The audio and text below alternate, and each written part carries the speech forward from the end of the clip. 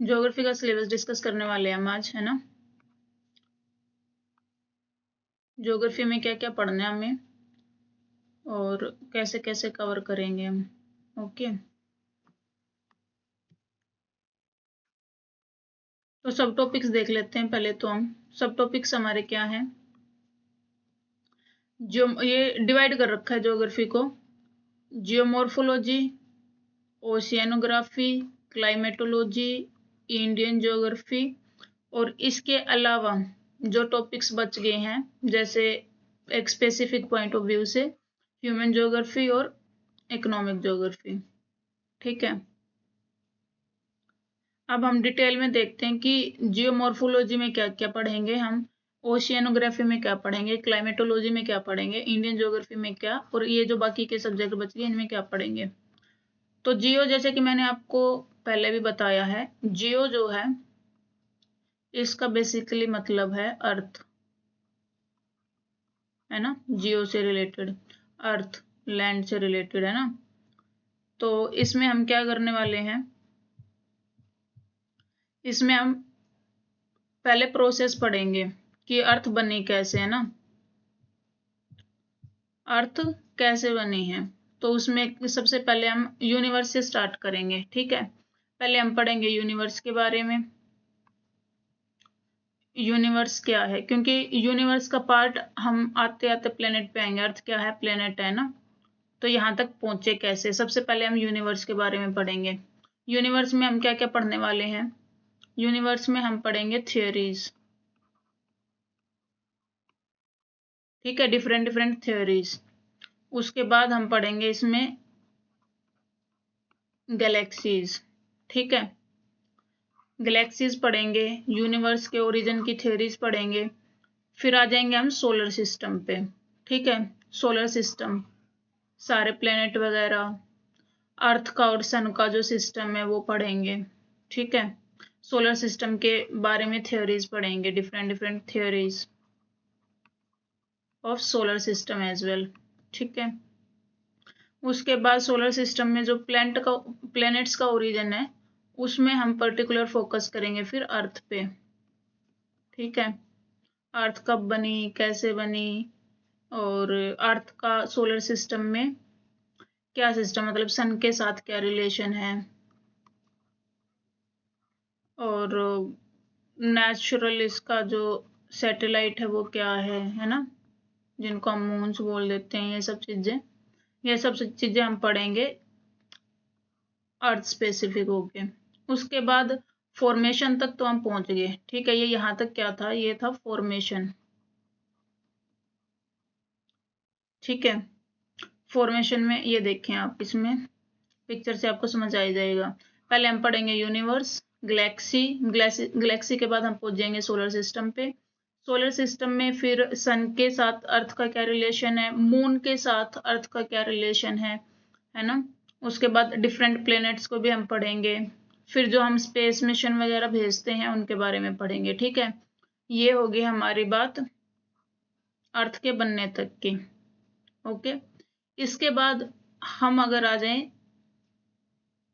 कि अर्थ हमारी बन के तैयार हो गई, अब हमें जानना है इसके अंदर क्या है, क्यों है, कैसे है, जो भी सिस्टम चल रहा है वो क्यों है। तो इसमें हम पढ़ेंगे इंटीरियर ऑफ अर्थ। इंटीरियर में कि सरफेस लेवल पे तो हम रह रहे हैं, इसके अंदर क्या क्या है, मैग्नेटिक फील्ड का क्या मतलब है, क्यों हो रहा है ये, है ना। और जो इसका एटमॉस्फेयर है, इसके चारों ओर का जो एटमॉस्फेयर है वो क्यों बना, कैसे बना, लाइफ कैसे आई अर्थ पे, है ना, क्या क्या चीजें पॉसिबल हैं यहाँ पे। तो अगर हम अर्थ के इंटीरियर के बारे में पढ़ेंगे तो ये डिफरेंट डिफरेंट लेयर्स हैं इसके, इनके बारे में पढ़ेंगे। क्रस्ट क्या है, मेंटल क्या है, कोर क्या है, क्या क्या चीजें अवेलेबल हैं, है ना। यहाँ की और यहाँ की डेंसिटी में क्या फर्क है, यहाँ पे कौन सा एलिमेंट मिलता है, यहाँ पे कौन सा एलिमेंट मिलता है, ये सारी चीजें डिटेल में हम पढ़ेंगे। उसके बाद इंटीरियर से ही हमें बहुत सारे क्या मिलते हैं, एविडेंस मिलते हैं, किस चीज के, अर्थक्वेक के। अर्थक्वेक क्या है भैया, क्यों ही आ रहे हैं अर्थक्वेक, क्यों ही धरती हिल रही है। प्लेट टेक्टोनिक्स की जो थियरी है वो पढ़ेंगे हम। ठीक है, उसके बाद वोल्केनिज्म हम पढ़ेंगे। वोल्केनो को क्या बोलते हैं, ज्वार भाटा या समथिंग लाइक दैट इसको बोलते हैं। तो वोल्केनिज्म के बारे में पढ़ेंगे। रॉक्स एंड रॉक साइकिल की, कि भैया अगर पहाड़ बन रहे हैं तो कैसे बन रहे हैं, है ना। हिमालय इतना बड़ा कैसे है, अरावली इतनी जो ये खत्म हो गई है, मतलब पहले कभी अरावली भी इतनी हुआ करती थी, आज ये इतनी सी क्यों रह गई है। प्लेट्यूज हैं तो क्यों है, कहीं पे रिवर्स बह रही हैं तो क्यों बह रही हैं। रॉक से सैंड बनने तक का क्या सफर है, ठीक है। और सैंड से वापस जो रॉक में मॉर्फोलॉजिकल रॉक जो बनती हैं वो कैसे बनती हैं। तो ये सब चीजें हम पढ़ेंगे, ठीक है। ये सारा हमारा आ जाएगा जियोमॉर्फोलॉजी के बारे में, कि अर्थ के बारे में हम पढ़ रहे हैं कैसे क्या। उसके बाद अगर हम बात करें ओशियानोग्राफी की, ओशियानोग्राफी में हमारा क्या आ जाएगा, ओशियन में हम पढ़ेंगे रिलीफ फीचर्स के बारे में। रिलीफ फीचर्स क्या हैं, कि भैया शेल्फ क्या होती है, स्लोप क्या होती है, सी प्लेन क्या होते हैं। ऐसे करके एक डायग्राम बनाते हैं ना ये।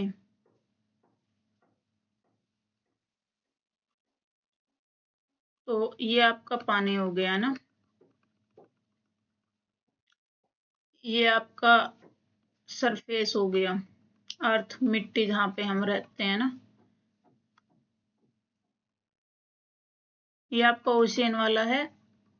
ये जो नीचे वाला पार्ट है ये क्या है, ये क्रस्ट है ना।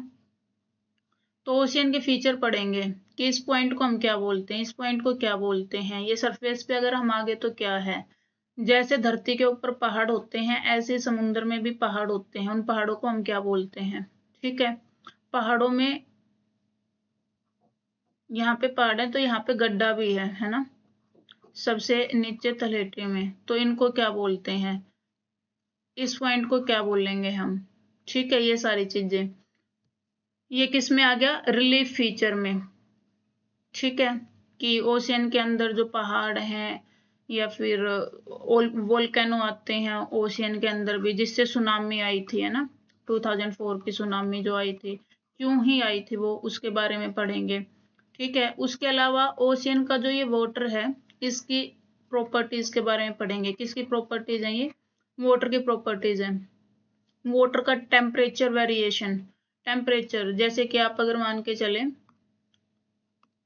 कि सरफेस लेवल जो है ये, यहाँ का टेम्परेचर और यहाँ का टेम्परेचर वेरी करता है, क्यों, क्योंकि सन की डायरेक्ट सनलाइट जो है इस पानी पे आती है ना।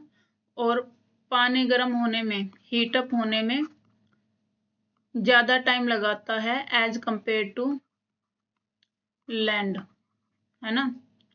तो मैक्सिमम क्या है, 11 से 3 बजे तक मैक्सिमम अमाउंट ऑफ सनलाइट हमें मिलती है।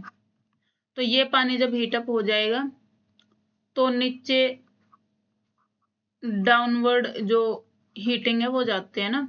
तो क्या होता है कि ये वाला पानी जो है ये गर्म होएगा, ये वाला पानी जो ये ठंडा होएगा ना।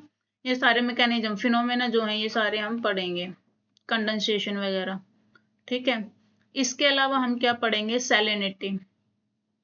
ओशियन का पानी जो है हर जगह सेम सैलिनिटी नहीं होती। सैलिनिटी मतलब सॉल्ट कंपोजिशन या प्रेजेंस ऑफ सॉल्ट जो होती है पानी के अंदर, है ना, वो हर जगह सेम नहीं है। क्यों, क्योंकि नदियां जो सारी होती हैं, जहाँ पे नदियां गिर रही होती है पर्टिकुलर वाटर बॉडी में, उस पानी का, क्योंकि ये फ्रेश वाटर हम इसको कंसीडर करते हैं ना, फ्रेश वाटर होता है, तो यहाँ की सैलिनिटी और यहाँ की सैलिनिटी में क्या होएगा, फर्क होएगा, ठीक है। तो सैलिनिटी हम देखेंगे कहाँ पे सबसे ज्यादा है, डेड सी, क्यों बोलते हैं उसको डेड सी, सबसे ज्यादा सैलिनिटी कौन सी वाटर बॉडी की है, ये सब चीजें हम डिस्कस करेंगे। उसी में फिर आ जाता है डेंसिटी क्या आ जाता है, डेंसिटी। डेंसिटी आपकी मोर और लेस जो होती है वो किस पे डिपेंड करती है, सैलिनिटी पे, है ना कितने मिनरल हैं, कितना क्या है। ये डेंसिटी जो हम देखेंगे कहाँ का पानी ज्यादा डेंस होता है, कहाँ का कम होता है, क्यों होता है, रीजंस क्या है। तो टेम्परेचर, सैलिनिटी और डेंसिटी की वेरिएशंस के बारे में हम बात करेंगे। ओके, और ये क्यों है ये इस टाइप से। उसके बाद अगर हम बात करें ओशियन करंट्स और मोमेंट्स के बारे में, जैसे कि अभी हमने पढ़ा था कि सुनामी क्यों आई है ना। सुनामी क्या है, एक बहुत बड़े लेवल की वेव अनकंट्रोल जो हो गई थी अपने आप में, है ना, जिनको हम कंट्रोल नहीं कर पाए थे और जिससे कि जान माल का बहुत नुकसान हुआ था। कोस्टल एरिया में जो भी ये है कोस्टल एरिया, है ना। कोस्टल एरिया मतलब समुद्र के आसपास के, यहाँ पे इंडियन ओशियन हो गया, बे ऑफ बंगाल हो गया, अरेबियन सी हो गया, है ना। तो अगर यहाँ पे लहरें उठती हैं और वो अनकंट्रोलेबल मैनर में उठती हैं तो पानी यहाँ तक जाएगा, तो ये जो एरिया है इसको नुकसान होएगा, है ना। तो हमें ये पढ़ना जरूरी इसलिए भी है। हम टाइड्स के बारे में पढ़ेंगे, टाइड्स क्यों उठती हैं। ग्रेविटेशनल फोर्स जो होता है, मून का ग्रेविटेशनल फोर्स जो आपका लगता है मून से, है ना। वेव्स क्या होती हैं, वेव्स मतलब जिनको विंड भी हम एक फैक्टर मानते हैं कि विंड की वजह से हमारी जो है वेव्स बनती हैं। वाटर का जो सरफेस लेवल पे और डीप लेवल पे जो सर्कुलेशन होता है, कैसे टेक प्लेस करता है वो, ठीक है, इन सब के बारे में पढ़ेंगे। इसके अलावा अगर हम बात करें वेजिटेशन की, तो कोरल रीफ, कोरल रीफ्स क्या होते हैं, आपने देखा होगा वो जो डाइव इन करते हैं ओशियन में या किसी भी वाटर बॉडी में, तो वो रंग बिरंगा जो दिखाते हैं पौधे, तो उनको कोरल रीफ्स बोलते हैं हम, ठीक है। तो ये वेजिटेशन है जो कि मोस्टली हमें कहाँ मिलती है, वाटर बॉडीज में मिलती है, ठीक है। तो इनके बारे में हम देखेंगे कि ये क्या है, क्यों है, कैसे हैं। उसके अलावा इकोनॉमिक फैक्टर भी है जिससे हम ये पता करते हैं कि भैया धरती पे तो हमने देख लिया कि कहाँ पे क्या रिसोर्सेज हैं, क्या है, अलग अलग टाइप की माइंस भी हमने लगा लिया ना, जैसे कोल माइन है, पेट्रोलियम है, गोल्ड है, सिल्वर है, जैसे धरती पे है वैसे ही रिसोर्सेज आपके ओशियन के अंदर भी हैं, ठीक है। ओशियन के अंदर भी रिसोर्सेज आपको देखने को मिलते हैं, तो ये हम देखेंगे कि कौन से ओशियन में किस टाइप के रिसोर्सेज हैं, ठीक है। उसके अलावा लॉज फॉर सी, अब क्या है कि ओशियन में भैया अगर हमारे इंडियन ओशियन में मिल गया कुछ डिपॉजिट्स हमें किसी भी रिसोर्स को लेके, रिसोर्स क्या है, वो काम की चीजें जो हम इकोनॉमिक डेवलपमेंट के लिए यूज कर सकते हैं ना। ऐसे तो बहुत सारी चीजें होंगी, लेकिन जो काम की चीजें जैसे कि पेट्रोलियम मिल जाता है ना। तो ये जो है इनको अगर इंडियन ओशियन में मिल रहा है तो भारत का कहाँ तक हक है उस पे। अब इंडियन ओशियन में मिल गया, अमेरिका आएगा भाग के कि भैया हम करते हैं यहाँ पे माइनिंग, हम करेंगे इसकी, तो इंडिया बोलेगा नहीं भैया ये हमारा एरिया है, तुम कैसे आ रहे हो यहाँ पे, है ना। तो अलग अलग देशों की लड़ाई ना हो, मोस्टली जो 9 पॉइंट लाइन के बारे में अगर आपने सुना हो, 9 पॉइंट लाइन करके एक चीज है जो कि साउथ एशिया में है ना।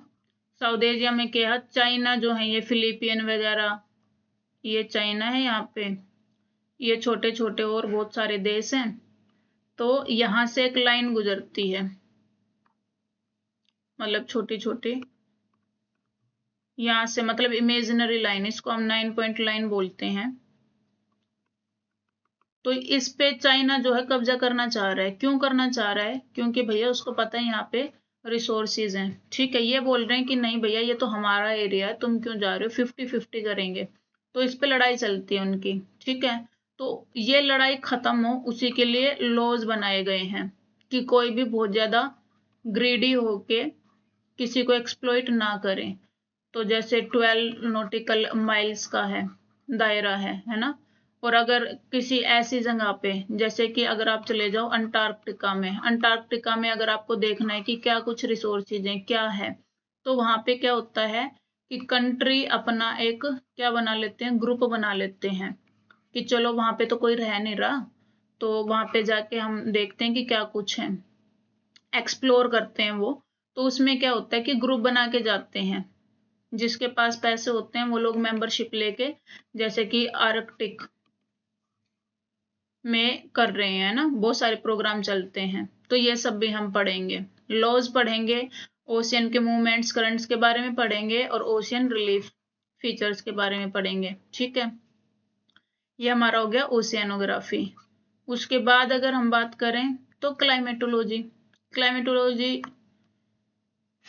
अपने आप में बहुत वास्ट और बहुत इंपॉर्टेंट, मोस्ट इंपॉर्टेंट टॉपिक आपका यही रहता है। अगर आप जाएं मोस्ट इंपॉर्टेंट पे, तो यहाँ से क्वेश्चन आपका बनेगा ही बनेगा क्लाइमेटोलॉजी पे। कोई पेपर ऐसा नहीं होता जिसमें ज्योग्राफी एज ए सब्जेक्ट आपका पूछा जा रहा हो और वहां पे आपका क्लाइमेटोलॉजी से क्वेश्चन ना आए। ठीक है, तो क्लाइमेटोलॉजी आपका पूछा ही जाएगा, बहुत इंपॉर्टेंट है। तो इसमें हम क्या क्या चीजें जो हैं वो कवर करेंगे। इसमें मैं पहले एटमॉस्फेयर, एटमॉस्फेयर में ही, एटमॉस्फेयर क्या है कि different layers of atmosphere. Atmosphere में क्या, एटमॉस्फेयर में हम देखेंगे लेयर्स को देखेंगे हम। ठीक है, क्या देखेंगे, लेयर्स देखेंगे, लेयर्स ऑफ एटमॉस्फेयर। जैसे कि ये लेयर है ना, और ये किस बेसिस पे है, यहाँ पे क्या चीज अलग है, ये लेयर्स पढ़ेंगे हम एटमॉस्फेयर की। इसके अलावा क्या, हीट और टेम्परेचर, हीट और टेम्परेचर के कॉन्टेक्स्ट में देखेंगे हम कि भैया ये जब ऊपर से नीचे, नीचे से ऊपर अगर हम ट्रेवल कर रहे हैं तो हीट पे क्या असर पड़ रहा है, टेम्परेचर पे क्या असर पड़ रहा है ना। प्रेशर के बारे में बात करेंगे, एटमॉस्फेरिक प्रेशर होता है ना आपका, तो एटमॉस्फेरिक प्रेशर कैसे लगता है, इसमें आप एल्बिडो के बारे में बात करेंगे, है ना। ये सारी चीजें हम एटमॉस्फेयर में डिस्कस करेंगे। उसके बाद अगर हम आ जाते हैं, नेक्स्ट टॉपिक हमारा है air pressure and air belts. तो ये इसी का ही सब टॉपिक है। ठीक है, ये जो एटमॉस्फेयर है इसी को अगर हम डिटेल में पढ़ने जाते हैं तो एयर प्रेशर और एयर बेल्ट्स देखते हैं। ठीक है, ये हमारी अर्थ है, अर्थ के चारों तरफ एक एनवेलप है, एनवेलप किसका, एयर मास का, एयर मास का एनवेलप है। ठीक है, अलग अलग लेवल पे, जैसे कि हमने अर्थ को डिवाइड कर रखा ना ऐसे, ये आपका इक्वेटर हो गया, ये 23.5 डिग्री से 23.5 डिग्री, ये 66 से 66, और फिर ये 0, ये आपके पोल्स आ जाते हैं, नॉर्थ और साउथ। तो ये जो डिवाइड कर रखे हैं इनमें अलग अलग क्या होता है, यहाँ पे जो है एयर अलग टाइप का प्रेशर रहेगा, यहाँ पे अलग रहेगा, और धरती जैसे कि घूम भी रही है तो वो कैसे क्या कुछ होता है, ये डिफरेंट डिफरेंट बेल्ट्स होती हैं आपकी। ठीक है, इसमें हम विंड फैक्टर पढ़ेंगे, क्या पढ़ेंगे, विंड फैक्टर्स, जो कि अर्थ की मूवमेंट को इफेक्ट करते हैं। ठीक है, कोरियोलिस फोर्स लगता है, वो कैसे क्लॉकवाइज और एंटी क्लॉकवाइज हवा का जो रुख है वो मोड़ देता है ना, ये सब चीजें। उसके बाद हम टाइप्स ऑफ विंड पढ़ेंगे, क्या पढ़ेंगे, types of winds. Type of winds में आपका क्या आ जाएगा कि भैया कहीं पे तो शीत हवाएं चल रही हैं, कहीं पे गर्मी है ना। इसके अलावा आपका रीजनल, रीजनल कुछ हवाएं होती हैं, जैसे अपने यहाँ पे मॉनसून है, मॉनसून विंड्स हम बोलते हैं। ठीक है, मॉनसून विंड्स किसके लिए रिस्पॉन्सिबल है, मॉनसून के लिए। अपना जो अभी चल रहा है मॉनसून सीजन चल रहा है, इसके लिए कौन सी मॉनसून विंड्स है। ठीक है, ये इनके पर्पस के हिसाब से इनको नाम दे दिया गया, क्योंकि ये मॉनसून लेके आते हैं तो हमने इनको मॉनसून विंड बोल दिया। ठीक है, इसके अलावा क्या पढ़ेंगे हम, नोमेनक्लेचर, नोमेनक्लेचर, नोमेनक्लेचर में क्या कि हमने अलग अलग हवाओं को अलग अलग नाम दे रखा है। जैसे ये वाली जो थी, इसको मॉनसून क्यों दिया है, इसके पर्पस के बेसिस पे। कुछ को नाम दिया जाता है जगह के बेसिस पे, ठीक है। जैसे हमारे यहाँ पे अगर हम लू बोल दें, गर्मियों में जो समर में जो हवा चलती है तो हम उसको लू बोलते हैं। लू क्या है, हमारे नॉर्थ इंडिया में चलने वाली जो समर में जो विंड है उसको हम लू बोल देते हैं। बाकी लोगों को नहीं पता लू क्या है, हमें पता है नॉर्थ इंडियंस को, क्योंकि हमारे नॉर्थ इंडिया में जो गर्म हवा चलती है उसको हम लू बोलते हैं, ठीक है। तो इन हवाओं के नाम कैसे रखे गए हैं, क्यों रखे गए हैं, ये वाली चीज भी हम पढ़ेंगे, ठीक है। ये हो गया रीजनल लेवल पे। जियोस्ट्रोफिक जो विंड्स होती हैं, अब हम उनके बारे में भी पढ़ेंगे। इसके अलावा जैसे आपने जेट स्ट्रीम, जेट स्ट्रीम करके एक चीज होती है, जेट स्ट्रीम, उसके बारे में हम पढ़ेंगे, ठीक है। उसके अलावा हम क्या पढ़ेंगे, ह्यूमिडिटी के बारे में पढ़ेंगे हम। किसके बारे में पढ़ेंगे, ह्यूमिडिटी एंड कंडेंसेशन। इसमें क्या है, इसमें हम पढ़ेंगे कि भैया बादल, types of clouds, types of clouds के बारे में हम इसमें पढ़ेंगे। अलग अलग टाइप के जो क्लाउड्स होते हैं, कितने कितनी हाइट पे बनते हैं, क्यों बनते हैं, मतलब क्या होता है उनका, ठीक है। और इसके अलावा हम क्या पढ़ेंगे, प्रेसिपिटेशन के टाइप्स, प्रेसिपिटेशन के टाइप्स। प्रेसिपिटेशन क्या होती है, एक तो हम बोल देते हैं बारिश, है ना, रेन। रेन एक टाइप है किसका, प्रेसिपिटेशन का। तो ऐसे ही मतलब हेल, ओले जो पड़ते हैं ना, पानी की फॉर्म में जो बरसात हो रही है उसको हम बोल देते हैं, मतलब पानी की फॉर्म में जो प्रेसिपिटेशन हो रही होती है उसको हम रेन बोल देते हैं। बर्फ के छोटे छोटे टुकड़े पड़ रहे होते हैं उसको हम हेल बोल देते हैं, हेलिंग बोल देते हैं, ठीक है। तो ऐसे ही different different types of precipitation होता है, इनको हम पढ़ेंगे कहाँ पे क्यों। हम जाते हैं ना सर्दियों में जम्मू कश्मीर, क्यों, क्योंकि वहां पे बर्फ पड़ रही होती है, वो भी एक टाइप का प्रेसिपिटेशन है, ठीक है। तो ये क्लाइमेट स्पेसिफिक होती है, वेदर स्पेसिफिक होती है प्रेसिपिटेशन। तो उसी तरीके से हम इसको लेंगे। उसके बाद अगर हम बात करें तो थंडर्स वगैरह, थंडर स्ट्रॉम आते हैं ना, स्ट्रॉम आते हैं, थंडर स्ट्रॉम्स के बारे में, बिजली कड़कती है तेज जो भी है, तो उस चीज के बारे में हम पढ़ेंगे। टोर्नाडो वगैरह, टोर्नाडो वगैरह, साइक्लोन और टोर्नेडो, ये वैसे दो अलग टॉपिक है। टोर्नेडो क्या होता है, जो हवा पे, कई बार हम बोल देते हैं ना बुबलिया, बुबलिया अपने लोकल लैंग्वेज में, जिसको चप्पल भी मारते हैं बोलते पैसे मिलेंगे, तो वो सब हम पढ़ेंगे, ठीक है।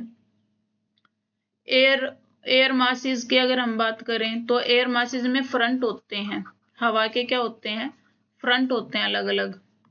एयर मास की अगर हम बात करते हैं तो फ्रंट होते हैं, जैसे कि ये समुंदर है, यहाँ पे धरती है, तो यहाँ से बहने वाली हवा जो है वो कितनी, टेम्परेचर उसका क्या होएगा, डेंसिटी उसकी क्या होएगी, है ना, और हल्की भारी ठंडी, ये सब चीजें हम देखेंगे। ऐसे ही जो पहाड़ों पे होता है, पहाड़ और धरती के इधर से अगर कोई ऊपर से नीचे हवा, नीचे से ऊपर, तो क्या टेम्परेचर है, क्या डेंसिटी, ये सब हम पढ़ेंगे। एयर मास, फ्रंट बोलते हैं इसको, ठीक है, क्या बोलेंगे, फ्रंट।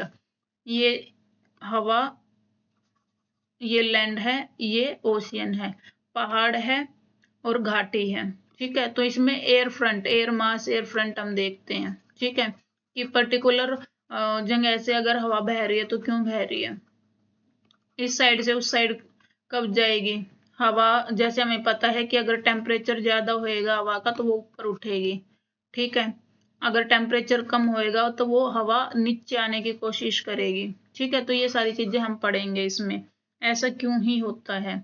उसके बाद अगर हम नेक्स्ट टॉपिक के जाएं तो पढ़ेंगे हम साइक्लोन्स के बारे में, ठीक है। किसके बारे में पढ़ेंगे, साइक्लोन के बारे में। साइक्लोन के क्या होते हैं, टाइप्स होते हैं, क्या होते हैं, टाइप्स होते हैं।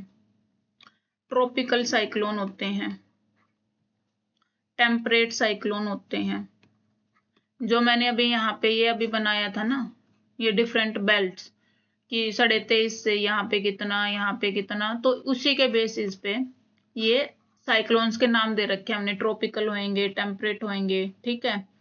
और इनका बीच का डिफरेंस भी देखेंगे। उसके बाद मेकिंग देखेंगे इसकी।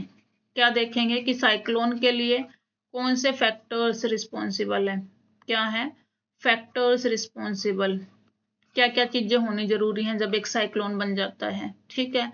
और इसका दूसरा टाइप क्या होता है, क्लॉकवाइज एंटी क्लॉकवाइज, है ना। और इसकी डेप्थ में जाएंगे कि साइक्लोन में एक आई होती है, प्रेशर का क्या कुछ रोल रहता है उसमें, है ना। और ये पानी से चल के कितनी दूर तक जाएंगे, कहाँ पे खत्म हो जाएंगे। प्लस में साइक्लोन के हम नाम भी देते हैं, ठीक है। नोमेनक्लेचर भी हम इसमें इसका पढ़ेंगे।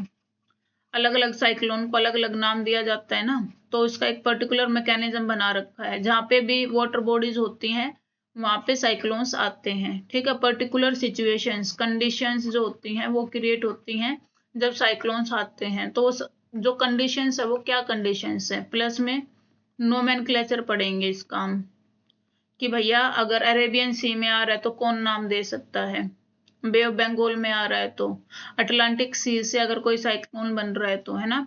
और ये रोटेशन में दिए जाते हैं, वैसे नाम क्या होते हैं रोटेशन में, कि एशिया में आया है तो कौन नाम देगा। यहाँ पे अपना एक है कि इस बार भारत ने दे दिया, अगली बार पाकिस्तान देगा, फिर बांग्लादेश देगा, म्यांमार देगा, ठीक है। कोस्टल एरिया जो होते हैं जहां जहां पे भी साइक्लोन है वहां पे क्या बना रखा, रूल बना रखा है, ठीक है। वो रोटेशन फॉर्म में चलता है, वो रोटेशन में लिस्ट है। ये अपनी लिस्ट बना के देते हैं। भारत इंडिया में जो भी साइक्लोन आएंगे, अगले 10 साइक्लोन का नाम इन्होंने ऑलरेडी दे रखा है। ऐसे पाकिस्तान ने भी साइक्लोन जो आएंगे उनकी एक लिस्ट बना के दे रखी है कि हमारे किसी भी इस कोस्ट पे ये आया तो इसका नाम हम ये रखेंगे, ठीक है। तो ये नोमेनक्लेचर होता है। इसके बाद साइक्लोन भी बहुत इंपॉर्टेंट है, मतलब क्लाइमेटोलॉजी तो है important, the most important topic है ये आपका ज्योग्राफी का। ये बहुत ही जरूरी है और कंसेप्चुअल है ये, मतलब अगर आपको कंसेप्ट समझ में आ गए तो फिर आपको रटने की जरूरत नहीं पड़ेगी ये चीजें, ठीक है। मोस्ट इंपॉर्टेंट पार्ट है ये। और ठीक है, इसके अलावा हम क्या पढ़ेंगे, इसके अलावा हम पढ़ेंगे कोपन्स की classification, climatic reason of world. Köppen ने क्या है, कोपन एक साइंटिस्ट था। इसने क्या दिया था, जो क्लाइमेट है ना, क्लाइमेट की क्लासिफिकेशन उसने की थी, ठीक है। किस बेसिस पे की थी, वेदर और क्लाइमेट के बेसिस पे की थी।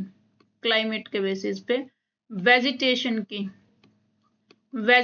की कि अच्छा यहाँ पे पहाड़ हैं, बर्फ पड़ रही है, तो भैया यहाँ पे इस टाइप के पेड़ होंगे, इस टाइप की फसलें होंगी, ठीक है। ये फसलें यहाँ पे उगाई जा सकती हैं। तो इसने मोस्टली जो है, जो इसकी जो क्लासिफिकेशन है वो कितने टाइप की दी थी, इसने 5 टाइप की दी थी कि ट्रॉपिकल, क्लाइमेट बेसिस है ना, ट्रॉपिकल हो गया, टेम्परेट हो गया, पोलर हो गया, ड्राई हो गया, कॉन्टिनेंटल हो गया, है ना। तो ये सब हम इसमें देखेंगे कि यहाँ पे वेजिटेशन क्या है, किस टाइप के लोग होंगे, है ना। तो ये सारी चीजें, एंथ्रोपोलॉजी भी इसी का सब पार्ट आ जाएगा, क्लाइमेट जब हम पढ़ेंगे। उसके बाद क्लाइमेटिक रीजन्स ऑफ वर्ल्ड, ये तो क्या हो गया, इसने तो बता दी क्लासिफिकेशन कि इतने इतने टाइप के हैं। अब वर्ल्ड में ये कहाँ कहाँ पे क्या क्या चीजें हैं, ठीक है। ग्रासलैंड है तो वो कहाँ कहाँ पे है, उस ग्रासलैंड का नाम क्या है, जैसे स्वाना होते हैं, है ना। तो ऐसे ये अलग अलग ये जो ट्रॉपिकल हैं ये कहाँ कहाँ पे प्रेजेंट है, कहाँ कहाँ पे दुनिया के देशों में किस किस टाइप का क्लाइमेट है, कौन कौन से क्लाइमेटिक रीजन है, तो ये सब हम पढ़ेंगे इसमें, ठीक है। उसके बाद अगर हम बात करें इंडियन ज्योग्राफी की, इंडियन ज्योग्राफी में फिजिकल, पॉलिटिकल, ये सारा ही पढ़ेंगे हम। ये देखो, ये करेंगे हम इंडियन ज्योग्राफी में। क्या करेंगे, इंडियन का पहले फिजियोग्राफी पढ़ेंगे हम। फिजियोग्राफी क्या पढ़ेंगे, फिजियोग्राफिकल फीचर्स है ना, कि कहीं पे बढ़िया भैया माउंटेन है, कहीं पे प्लेट्यू है ना, कहीं पे क्या है, कहीं पे प्लेन्स हैं, कहीं पे डेजर्ट है। तो ये सब के बारे में हम पढ़ेंगे, ठीक है। उसके अलावा बॉर्डर्स के बारे में पढ़ेंगे। बॉर्डर्स की, यहाँ पे भैया पाकिस्तान हो गया, यहाँ पे चाइना हो गया, यहाँ पे नेपाल, यहाँ पे भूटान, यहाँ पे म्यांमार, ये बांग्लादेश, ठीक है। तो ये पढ़ेंगे हम कि ये कहाँ क्या कैसे कैसे बॉर्डर हमारे लगते हैं, ठीक है। इसके अलावा हम पढ़ेंगे ड्रेनेज एंड वाटरफॉल। ड्रेनेज में क्या आ गया, ड्रेनेज में आ गया हमारी रिवर्स। ये रिवर कौन सी है, ये कहाँ गिरती हैं, है ना। ये तो हो गया आपके माउंटेन रेंजेस। ये रिवर्स जो हैं पर्टिकुलरली, ये रिवर्स के बारे में पढ़ेंगे हम, ठीक है। वाटरफॉल्स कि यहाँ पे कहाँ कहाँ पे कौन कौन से वाटरफॉल हैं, इम्पोर्टेंट मतलब है ये भी, मतलब इंडिया का तो ऑफ कोर्स है इम्पोर्टेंट, लेकिन जो टॉपिक यहाँ पे लिखे हुए हैं ये आपको बिल्कुल ही करने पड़ेंगे, रटे हुए होने चाहिए। लोकेशन इनकी इम्पोर्टेंट है ना, लोकेशन वाइज हम बात करेंगे इसमें मोस्टली। उसके बाद हम पढ़ेंगे प्लेट्यूज एंड पासिस, कि भैया ये आपका छोटा नागपुर प्लेट्यू हो गया, ये आपका डेक्कन प्लेट्यू हो गया, है ना। पासिस क्या होते हैं, पासिस होते हैं दर्रे, पहाड़ों में दर्रे बने होते हैं, नेचुरल जो रास्ता होता है ना, यहाँ पे दर्रे बने हुए हैं, यहाँ पे दर्रे होते हैं, पहाड़ों में छोटे छोटे रास्ते बने होते हैं, उनको हम बोलते हैं पासिस, ठीक है। पास करने का रास्ता, ये नेचुरली भी बने होते हैं और मैन मेड भी होते हैं, इनके बारे में हम पढ़ेंगे। इसके अलावा हम लेक्स एंड डैम्स पढ़ेंगे, कि कौन सी रिवर पे कौन सा डैम बना हुआ है, कहाँ कहाँ पे झीलें हैं, कौन सी नेचुरल लेक है, कौन सी लेक ऐसी है जो कहीं पे मीटरोइड हिट किया था तो उसकी वजह से वहां पे लेक बन गई, कौन सी सॉल्ट वाटर लेक है, कौन सी सबसे बड़ी फ्रेश वाटर लेक है ना।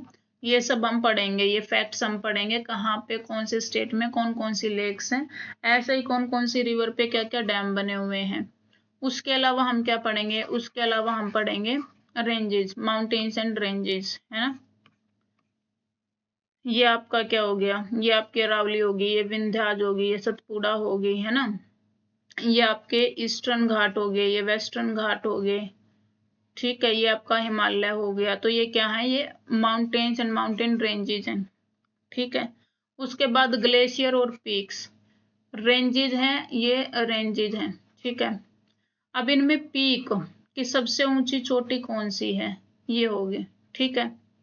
देखो माउंटेन रेंजेस और पीक्स, ये सारी चीजें हम पढ़ेंगे। उसके अलावा ग्लेशियर्स, कि ग्लेशियर कहाँ होंगे, ग्लेशियर होते हैं बर्फ के बड़े बड़े जमे हुए पहाड़, ठीक है। पहाड़ लगा लो, कुछ भी लगा लो, ये तो इनके बारे में पढ़ेंगे, कहाँ कहाँ पे हैं। जैसे सियाचिन की बात करते हैं हम, सियाचिन ग्लेशियर हमारा यहाँ पे, तो ऐसे ग्लेशियर्स के बारे में पढ़ेंगे। फिर हमारा आ जाता है एनवायरमेंट एंड इकोलॉजी वाला पोर्शन भी इसमें आएगा हमारा, एनवायरमेंट एंड इकोलॉजी वाला पोर्शन हमारा इसमें आएगा, जिसमें कि हम बायोस्फीयर रिजर्व पढ़ेंगे, नेशनल पार्क पढ़ेंगे, टाइगर रिजर्व हम पढ़ेंगे, वाइल्ड लाइफ सेंचुरीज हम पढ़ेंगे। ये सारी हम देखेंगे कि कहाँ पे वेजिटेशन क्या है उनका, कौन से एनिमल हैबिटेशन, है ना, हैबिटेशन, एनिमल हैबिटेशंस के बारे में पढ़ेंगे, क्या कुछ खासियत है, स्पेसिफिकेशंस हम उसकी पढ़ेंगे, ठीक है। नेशनल पार्क और वाइल्ड लाइफ सेंचुरी ये सब हो गया, ठीक है। ये हमारा किसके लिए हो गया, ये सब हमारा हो गया इंडियन ज्योग्राफी का, ओके। अब अगर हम बात करें इसके अलावा, ये इंडियन ज्योग्राफी हो गया आपका। अब अगर हम बात करें जो हमारे सब टॉपिक्स थे, सब टॉपिक्स में हमारा क्या आ जाएगा, एक तो इकोनॉमिक फैक्टर हमारा ज्योग्राफी का, ठीक है। इकोनॉमिक में क्या है, इकोनॉमिक में रहेगा ये हम इंडियन लेवल पे, इंडियन और वर्ल्ड दोनों लेवल पे हम इसको पढ़ेंगे, ठीक है।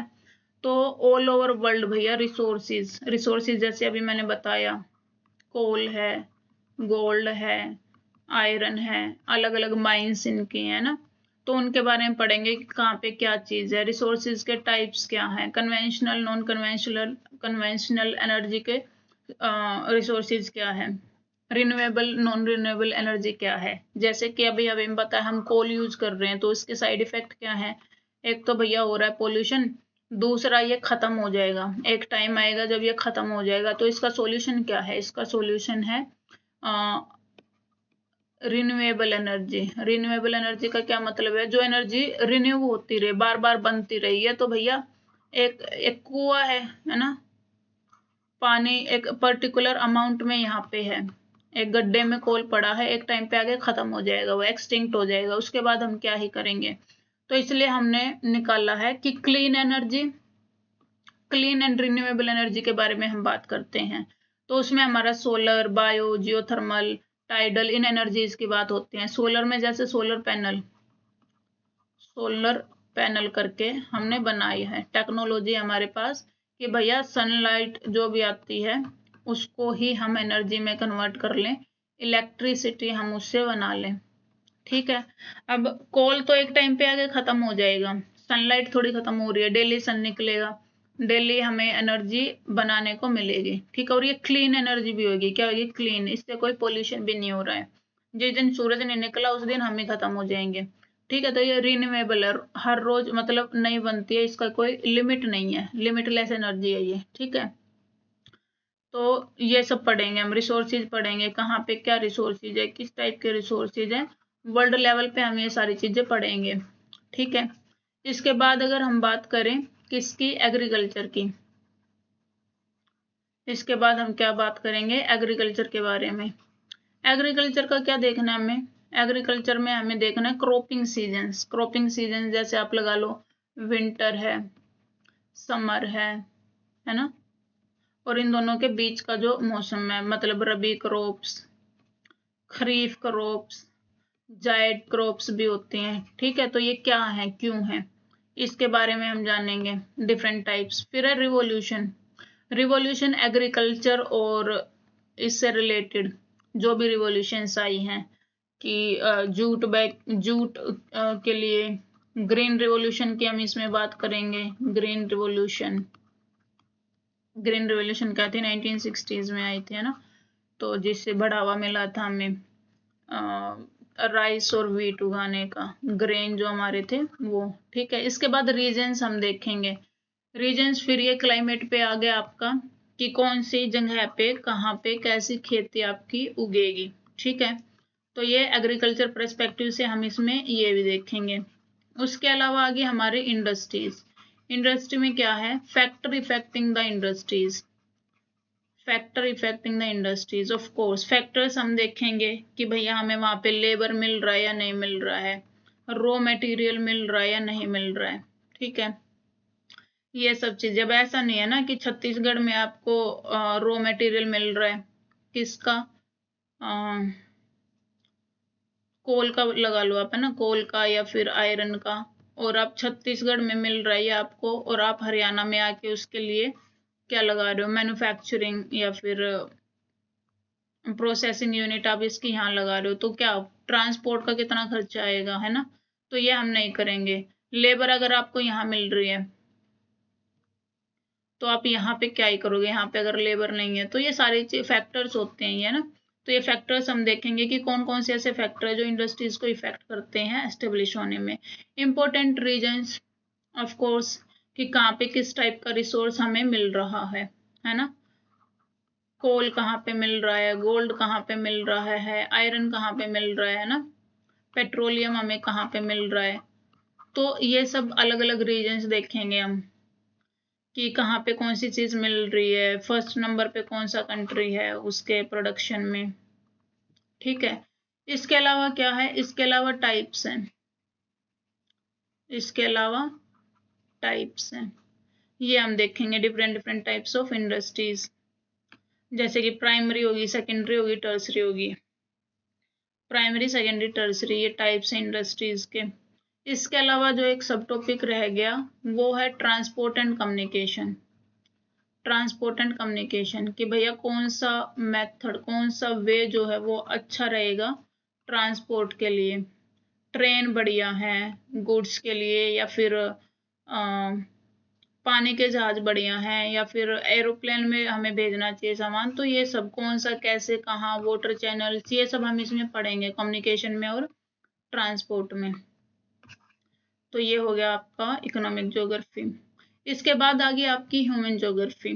ह्यूमन ज्योग्राफी में आप क्या ही पढ़ेंगे, ह्यूमन ज्योग्राफी में पढ़ेंगे आप डेमोग्राफी। डेमोग्राफी का क्या मतलब है, डेमोग्राफी का मतलब है स्टडी ऑफ पॉपुलेशन।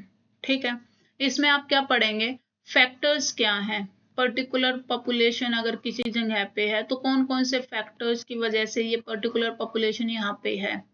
ठीक है, कंपोनेंट्स पढ़ेंगे, पॉपुलेशन के कंपोनेंट्स, कि भैया यहाँ पे मेल भी हैं फीमेल भी हैं, ये हो गया जेंडर बेसिस पे। फिर क्या कि भैया ओल्ड एज भी हैं, अडल्ट्स भी हैं, चाइल्ड भी हैं, है ना, कंपोनेंट्स किस किस से मिलके पॉपुलेशन जो है वो बनी हुई है।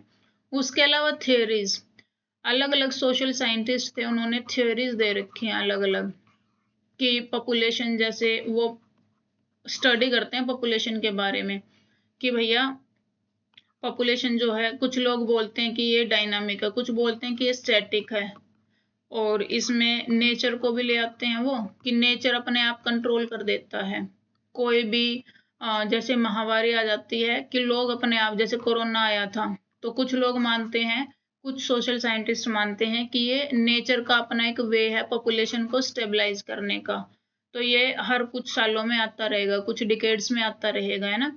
तो जैसे अलग अलग पर्सपेक्टिव के साइंटिस्ट हैं, सोशल साइंटिस्ट हैं, वो इन थियोरीज के बारे में बात करेंगे, पॉपुलेशन स्टेबिलिटी के बारे में। ठीक है, उसके बाद पिरामिड्स। पिरामिड्स क्या होते हैं, पिरामिड्स ऐसे होते हैं और ये बताते हैं कि जैसे अगर हम पॉपुलेशन की बात करते हैं, पॉपुलेशन इंक्रीज कैसे होएगी, डिक्रीज कैसे होएगी, इसमें हम डेथ रेट की बात करते हैं, बर्थ रेट की बात करते हैं, माइग्रेशन की बात करते हैं, है ना, लोग कहीं से कहीं और मूव कर जाएं।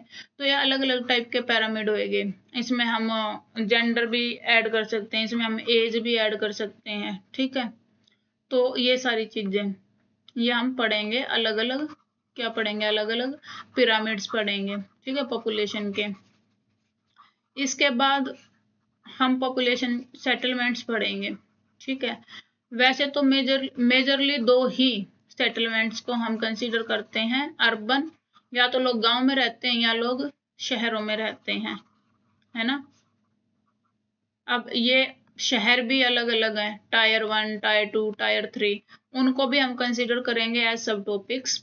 लेकिन अर्बन और रूरल जो सेटलमेंट्स हैं उनके बारे में, कि कौन कौन से फैक्टर्स हमें देखने को मिलते हैं रूरल में, किस किस टाइप की रूरल सेटलमेंट होती है, इसके पैटर्न्स क्या होते हैं। अर्बन में क्यों ही है ये सेटलमेंट, पर्टिकुलर पॉपुलेशन अगर एक पर्टिकुलर शहर में है तो क्यों है, जैसे इंडस्ट्रीज, एजुकेशन, हेल्थ फैसिलिटी, है ना, और इसके अलावा क्या हो जाएगी, जॉब अपॉर्चुनिटी, ये सब मिला के क्या होता है कि भैया ये फैक्टर्स होते हैं कि अच्छा यहाँ पे अर्बन सेटलमेंट ये इसीलिए है। ठीक है, मेजर्स हम देखेंगे उसके, प्लस में प्रॉब्लम कि भैया पोल्यूशन बहुत ज्यादा है अगर आप अर्बन एरिया में रह रहे हो तो।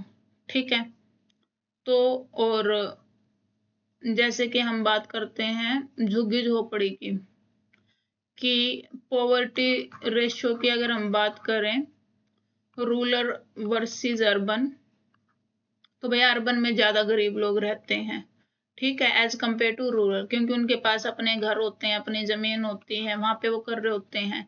अपने काम काज के चक्कर में लोग अर्बन एरियाज में आते हैं और वो बहुत ही मतलब लो स्टैंडर्ड की लाइफ वो व्यापन करते हैं। फिर कमाई के लिए लोग यहाँ पे आते हैं ना, बहुत सारी फैक्ट्रीज, क्योंकि फैक्ट्रीज कहाँ लगती हैं, अर्बन एरिया में। ठीक है, फैक्ट्रीज में काम करने वाले कौन होंगे, मजदूर, लेबर, है ना, तो वो कहाँ पे रहेंगे। ऐसा तो है नहीं कि वो रोज अपना, अगर कोई 50 किलोमीटर दूर आके रह रहा है तो हर कोई ऐसा नहीं होता ना कि भैया डेली अप डाउन करेगा, वो क्या करेगा, अपने फैक्ट्री के आसपास जगह लेके रहेगा। ठीक है, तो यही चीज है कि अर्बन सेटलमेंट्स के जो प्रॉब्लम्स हैं और जो मेजर्स हैं वो हमें देखने हैं, ये सारी चीजें हम पढ़ेंगे। ठीक है, फिर इनके सॉल्यूशंस, प्रॉब्लम्स क्या है, प्रॉब्लम्स के सॉल्यूशन क्या हो सकते हैं, ये सब हम इसके बारे में पढ़ेंगे। उसके बाद अगर हम बात करें वर्ल्ड मैपिंग, वर्ल्ड के बारे में अगर हम बात करते हैं तो वर्ल्ड में डिफरेंट डिफरेंट कॉन्टिनेंट्स के बारे में पढ़ेंगे हम पहले, है ना। लैंड मास इसका कौन सा एरिया वाइज सबसे बड़ा है, पॉपुलेशन वाइज कौन सा सबसे बड़ा है, ठीक है, कहाँ पे कौन सा रिसोर्स मिलता है। इसके अलावा माउंटेन्स के, इंपॉर्टेंट माउंटेन जो हैं वो पढ़ेंगे हम, प्लेट्यूज के बारे में पढ़ेंगे, रिवर्स के बारे में पढ़ेंगे, वाटरफॉल्स के बारे में पढ़ेंगे, लेक्स, वोल्केनोज, ठीक है, ये सब हम पढ़ेंगे किसके, वर्ल्ड मैप में, ठीक है। ये सारी इंपॉर्टेंट चीजें हैं। इसके अलावा ये तो है ही है, ये आपका हो गया स्टैटिक पोर्शन, क्या हो गया, स्टैटिक पोर्शन हो गया। इसके अलावा करंट अफेयर में जो चीजें हमारी इंपॉर्टेंट रहती हैं करंट अफेयर में, है ना, जैसे कि यहाँ पे युद्ध चल रहा है किसका, ये आपका रशिया हो गया, ये आपका यूक्रेन हो गया, इन दोनों का युद्ध चल रहा है। तो यहाँ का जो है लोकेशन कि भैया कोई वाटर बॉडी तो नहीं है, उस वाटर बॉडी में कोई नदी तो नहीं गिर रही है, इन दोनों स्टेट्स की जो बाउंड्री है वहां पे कोई पहाड़ तो नहीं है, कोई लेक तो नहीं है ऐसी। तो ये करंट प्लस स्टैटिक करके हम इसको पढ़ेंगे, ठीक है, ये डेली बेसिस पे करेंगे। जैसे कि सब टॉपिक्स हमने डिवाइड किए हैं, जियोमॉर्फोलॉजी से जो हम स्टार्ट करेंगे उसमें हम जियोमॉर्फोलॉजी का टॉपिक प्लस में मैप हम करेंगे डेली बेसिस पे। एक कॉन्टिनेंट कर लेंगे, या बड़ा कॉन्टिनेंट है तो 2 दिन में एक कॉन्टिनेंट कर लेंगे, तो ऐसे डेली बेसिस पे हम करेंगे मैप। क्योंकि एक बार में मैप आप करोगे तो उसको मगअप आपको करना पड़ेगा और रिकॉल आप नहीं कर पाओगे, ठीक है, धीरे धीरे चलते चलेंगे, मैपिंग हमारी कंप्लीट हो जाएगी सिलेबस के कंप्लीट होते होते, ठीक है। और इसके बाद क्या है, ये हमारा हो गया था इम्पोर्टेंट पार्ट, डिपेंडेंसी और रिसोर्सेज, कि भाई आपको कहाँ से पढ़ना है, ये करना है आपको, है ना। कहाँ से पढ़ेंगे, सबसे पहली चीज तो आपको क्या करनी है, सबसे पहली चीज आपको देखना है कि सिलेबस क्या है। सिलेबस का एक लिखा हुआ सिलेबस आपके पास होना चाहिए, आपको ध्यान से देखना है कि सिलेबस क्या क्या मेंशन कर रखा है सिलेबस के अंदर, ठीक है। उसके बाद आप PYQ एनालिसिस करेंगे कि सिलेबस तो ये है, सिलेबस में 10 पॉइंट लिख रखे हैं, ठीक है, लेकिन इन 10 पॉइंटों में से क्या हर एक को PYQ में इक्वल वेटेज मिली है, क्या पूरे के पूरे 10 टॉपिक में से इक्वली क्वेश्चन पूछे गए हैं। मोस्टली ऐसा नहीं होता है, 10 टॉपिक अगर आपके सिलेबस में मेंशन है तो उनमें से 5 या 6 टॉपिक ऐसे होंगे जो रिपीटेटिवली आपसे पूछे गए होंगे, उन्हीं में से जो है ज्यादा क्वेश्चन आपके आ रहे होंगे, है ना, उन्हीं में से आपके ज्यादा क्वेश्चन जो है आ रहे होंगे। तो PYQ अगर आप देखोगे तो आपको मोस्ट इंपोर्टेंट टॉपिक्स के बारे में पता लग जाएगा, ठीक है। अब आपको मोस्ट इंपोर्टेंट टॉपिक पता लग गए हैं, एनसीईआरटी किसके लिए है, बेस बनाने के लिए। लेकिन अगर हम ज्योग्राफी की बात करते हैं तो ज्योग्राफी में तो मोस्टली जो आपके क्वेश्चंस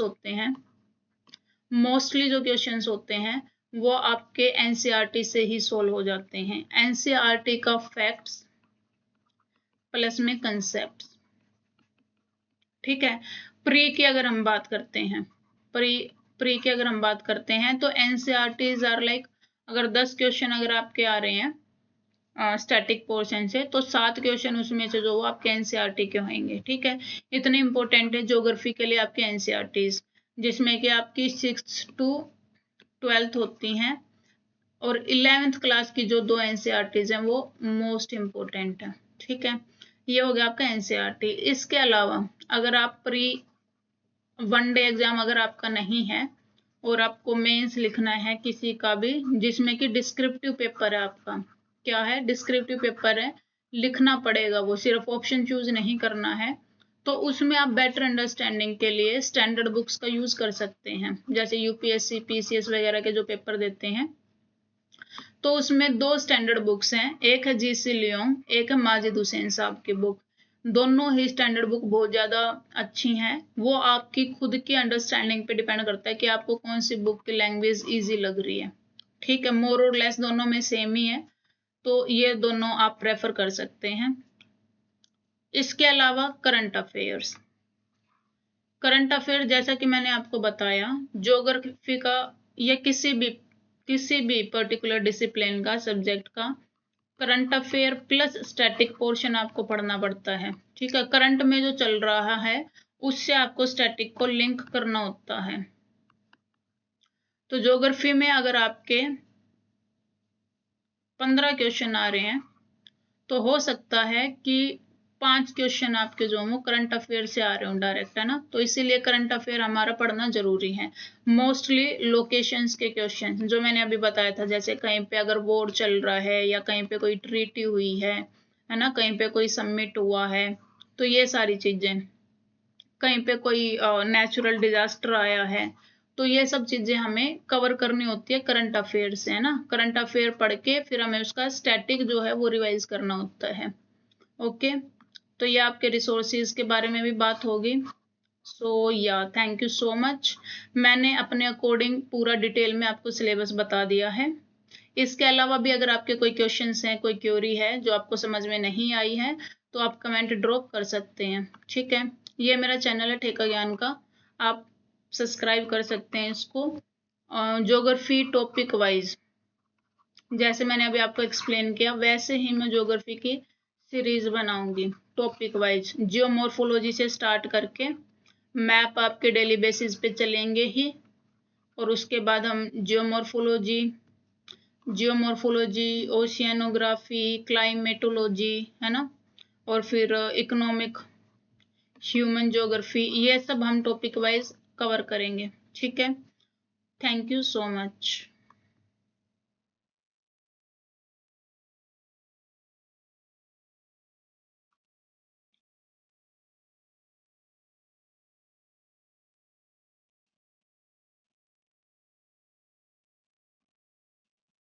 कोई कनेक्टेड है अभी?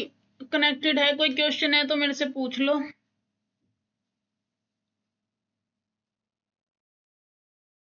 हम्म, हाँ मुकेश, मैंने वैसे रिकॉर्ड किया था ये, लेकिन पता नहीं उसमें साउंड रिकॉर्ड नहीं हुई, क्या नहीं हुआ, तो इसीलिए।